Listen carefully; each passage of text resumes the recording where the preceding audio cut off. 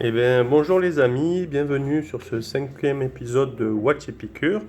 Donc aujourd'hui, je vais vous présenter une montre d'aviation pour changer un petit peu. Donc c'est une de mes premières montres vintage que j'ai acquises. On va dire du moins ma première montre avec un cadran au tritium. Voilà. Donc c'est une Baleros by Sinn. Voilà. Donc je vous montre un petit peu la pièce. Voilà, donc pour la petite histoire, c'est une montre que j'ai rachetée à mon directeur qui me dit Seb, j'ai une collection, on va dire, de montres que je ne mets plus, donc je vais te montrer un petit peu ce que j'ai. Donc voilà, je vais vous dire un petit peu ce qu'il avait. Il y avait de la Breitling, mais c'était des chronomates, une Jaeger-LeCoultre Reverso, avec des index type Frank Muller qui me plaisait, mais elle était malheureusement pas dans mon budget. Il avait aussi donc une Bell Ross mais titane, mais celle-ci il ne la vendait pas. Donc c'est vrai que lorsque j'ai vu cette Bell Ross avec son petit cadran en panda comme ça, elle m'a rapidement séduit, quoi, voilà. Donc voilà, des lunettes tournantes bidirectionnelles, voilà.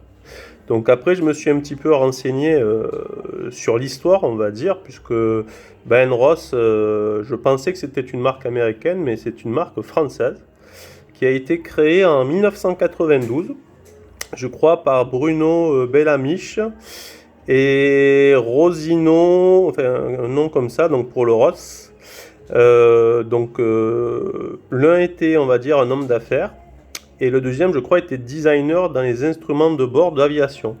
Donc c'est vrai que c'est ce qui fait un petit peu la particularité des montres Bell et Ross, on va dire, notamment avec les BR01 de forme carrée, qui sont, on va dire, un petit peu, qui ont été un succès commercial, hein. C'est vrai que il faut tirer le chapeau à Bell Ross qui a su imposer, on va dire, une nouvelle marque sur le devant de la scène horlogère, ce qui était pas facile, voilà.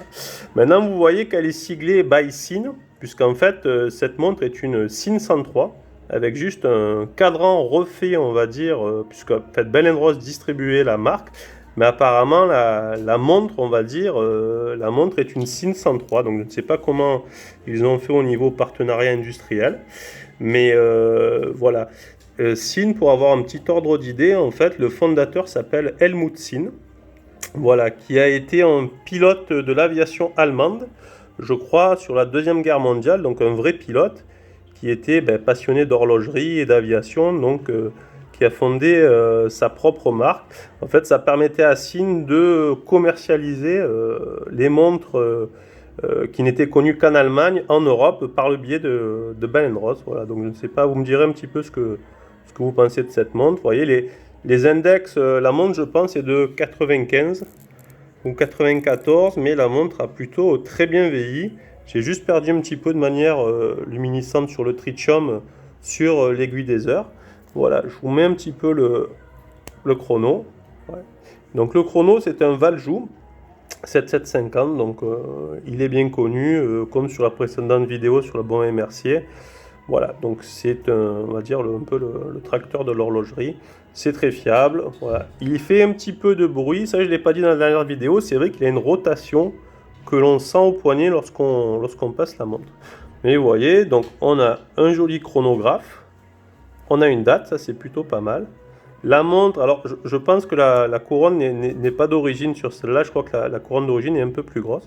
La montre est étanche à 200 mètres lorsqu'elle a sa couronne d'origine, donc ça aussi c'est très intéressant. Donc on peut avoir un chronographe, une montre étanche à 200 mètres, et on va dire pour un prix raisonnable, puisqu'il me semble que Sinn continue la commercialisation de cette montre Sinn 103 aux alentours de 2000-2300 euros. Voilà, donc on peut se payer vraiment un beau chronographe avec, on va dire, pas mal d'histoire derrière, dans une gamme de prix raisonnable. Voilà.